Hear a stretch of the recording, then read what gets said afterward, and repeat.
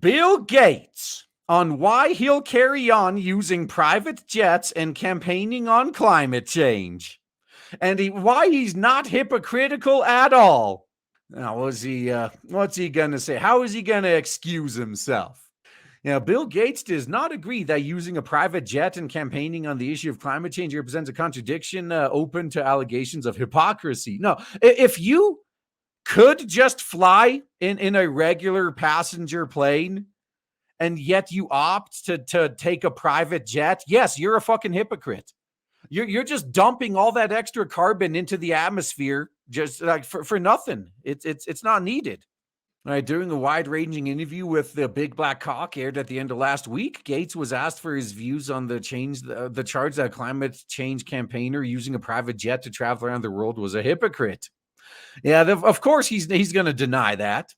Like, well, I buy the gold standard of funding climate work to go to direct air capture that far exceeds my family's carbon footprint. The Microsoft co-founder who was being interviewed in Kenya replied.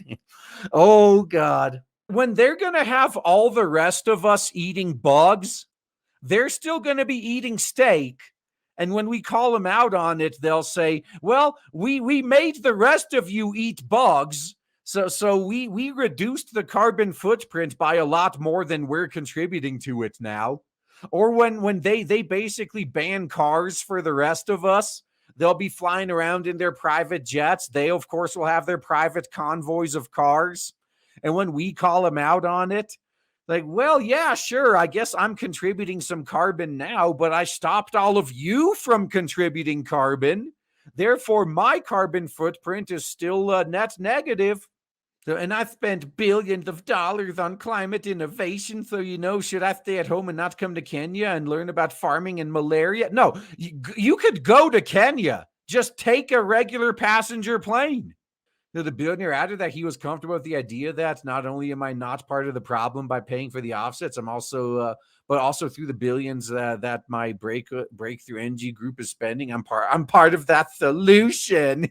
Sure. The first time I read this paragraph, I almost had to check if this was the Babylon Bee, because this is literally like that South Park. Oh, I'm not going to be part of the problem. I'm going to be part of the solution. Like that's what this is. So the environmental footprint of aviation is significant, with the World Wildlife Fund describing it as one of the fastest growing sources of greenhouse gas emissions driving global climate change. And this is why the WWE isn't called WWF anymore. The World Wildlife Fund also says air travel is currently the most carbon-intensive activity an individual can make. Mm-hmm. With aviation, the use of private jets by the wealthy is a contentious issue that creates a significant amount of debate and discussion. Yeah, so once again, these guys, they're like typical spoiled rich people. They think, oh, it doesn't matter what I do wrong. I'm just going to offset it with money. I will buy my way out of responsibility. Like, wait, so you got a problem with me taking my private jet everywhere? How about I donate $1 billion to fight climate change? There you go. Now, I bought my way out of this.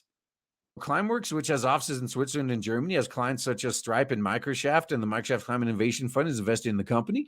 It says it uses a technology called direct air capture to capture carbon dioxide directly from the air. Wow. You invented something that plants have had since they've existed. Congratulations. Direct air capture, huh? You mean, like photosynthesis? Plants take in some carbon dioxide directly from the air, mix it with a little bit of sun energy, and out comes some oxygen? Yeah, interesting. How innovative. The firm adds that combining the CO2 that's been removed with underground storage enables permanent removal of excess and legacy CO2 emissions, can no longer contribute to climate change.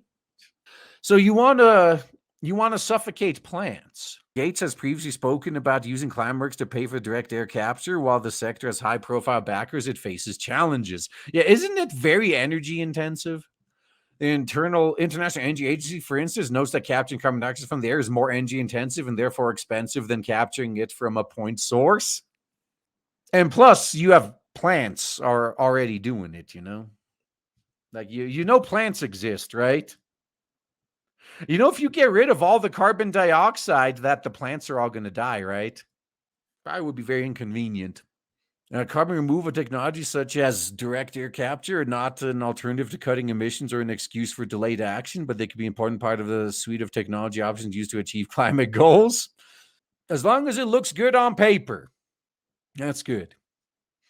During his interview with the Big Black Hawk, Gates also spoke about the role developed nations need to play when it comes to reducing emissions.